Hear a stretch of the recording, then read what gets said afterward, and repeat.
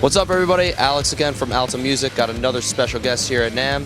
We are here at the PRS booth, and I got my friend Brian here to talk about some new products as well as PRS altogether. It's been a big year for the amp, so that's where a lot of the attention is. But a couple things like you mentioned, Mark, with Periphery, his signature guitar is now available in the SE line, which it's a faithful reproduction of what his private stock limited run was. Same scale length, same fretboard radius, has the same signature pickups. So that's great to have in that SE price point. So if you're a fan of that, it comes with a slightly longer scale, the same plate bridge they use. So it comes set up, tuned, and drop C.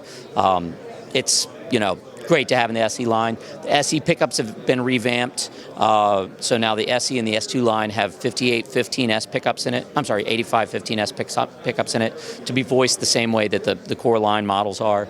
But with the amps, the big news, we've got the Sonzera family and the new Mayer amp, John Mayer amp. Sonzera family there's a 20-watt combo, a 50-watt combo, and a 50-watt head.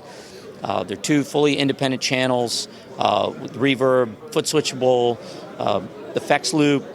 It's not just a more affordable version of a two-channel customer and Archon. It's just a whole different voice. Much more vintage voice than the Archon, where the Archon is the higher gain, very modern voiced.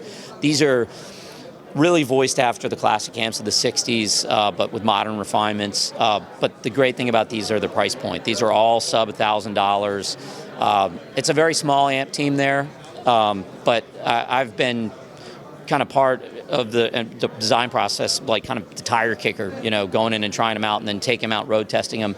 So I've been watching these things evolve over the past year and a half. I'm thrilled that they're finally out. They sound amazing. They're very versatile. They're great pedal platforms if you want to use it that. But they're, just for grab and go. The gain channel and the clean channel. There's a lot of different sounds you can get out of it. It's great to have those in the lineup. And again, it's compared to a lot of the boutique amps and stuff out on the market, they're very, very affordable. On the other end of the spectrum, we have the John Mayer, the J-Mod 100, which is a 100-watt 4.6L6 single channel amp, but it has a switchable gain in a loop. It's basically there's an effects loop, but there's also an extra gain stage in a loop after the preamp.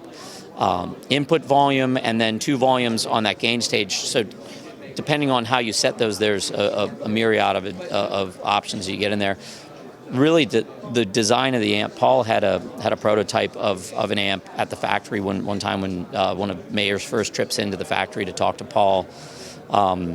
And he pulled this amp out and said, hey, this is a prototype I've been working on. And John fell in love with it, took it out on the road with his tour with the Dead and Company. And ever since, they've been kind of collaborating back and forth.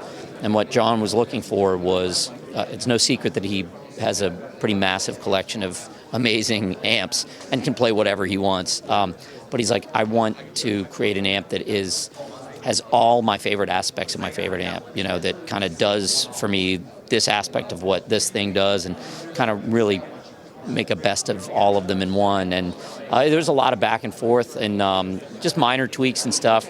I've had a chance to gig with one for about a month, just road testing it, and it's a joy to play. And surprisingly, at 100 watts, it's very manageable. It's plenty loud, but I've played it in some small clubs where the stage volume was an issue, and I didn't think I'd be able to really open it up. But it's not as pummeling as you might think for a 100-watt amp, but it's a special piece too, for sure. That's awesome. Well, thank you so much for your time, and thank you for being here.